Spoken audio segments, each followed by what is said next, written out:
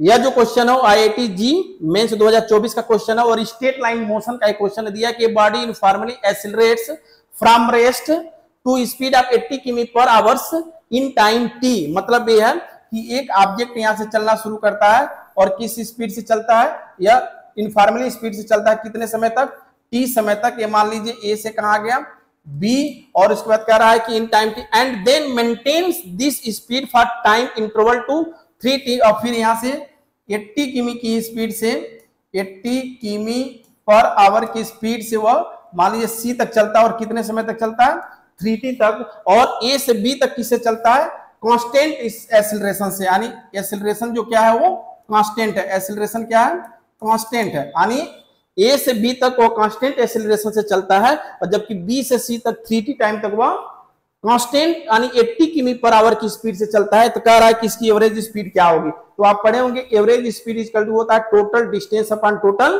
Time. Average speed equal क्या होता है, total distance upon total time. आपको क्योंकि ये क्वेश्चन आप ग्राफ से भी लगा सकते हैं और सीधे सीधे भी लगा सकते हैं, तो हम लोग बिना ग्राफ का ही लगाने का प्रयास करते हैं।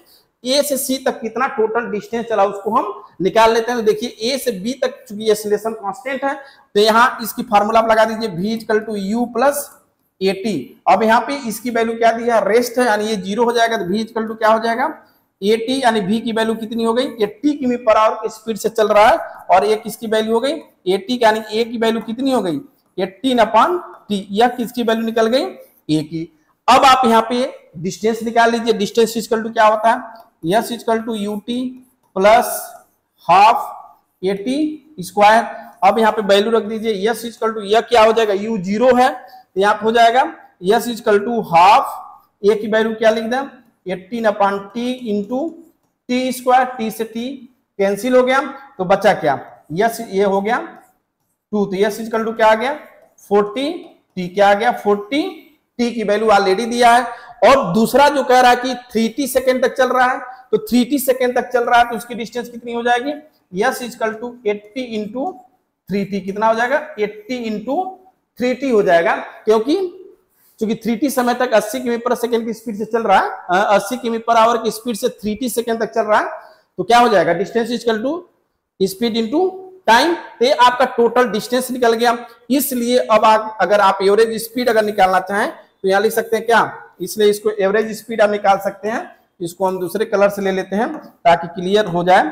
यहाँ पे एवरेज स्पीड क्या हो जाएगा, देखिए v इक्वल टू क्या हो जाएगा बताइए, टोटल डिस्टेंस कितना है 40t प्लस दूसरा क्या आ गया 80 into 3t upon total time कितना है t और 3t कितना हो गया 40 हो गया, कितना हो गया 40 हो गया। अब 40t और 80 3t को इसको सॉल्व करेंगे तो कितना हो जाएगा 240, 240 और 40 कितना हो गया 280, कितना हो गया 280 t अपॉन 40, t से t कैंसिल, यानी v की वैल्यू कितनी आ गई 4 से 28 यानी 70 किमी पर आवर की स्पीड उसकी क्या हो जाएगी एवरेज स्पीड हो जाएगी। यानी एवरेज स्पीड क्या हो जाएगी 80 किमी पर आवर। तो यह जी मेंस 2024 का क्वेश्चन था। ऐसे ही सभी क्वेश्चन अगर आप चाहते हैं कि आपको सॉल्यूशन के साथ मिल जाए और सही कॉन्सेप्ट के साथ मिल जाए तो आप चैनल को लाइक करें, शेयर करें और सब्सक्राइब करें।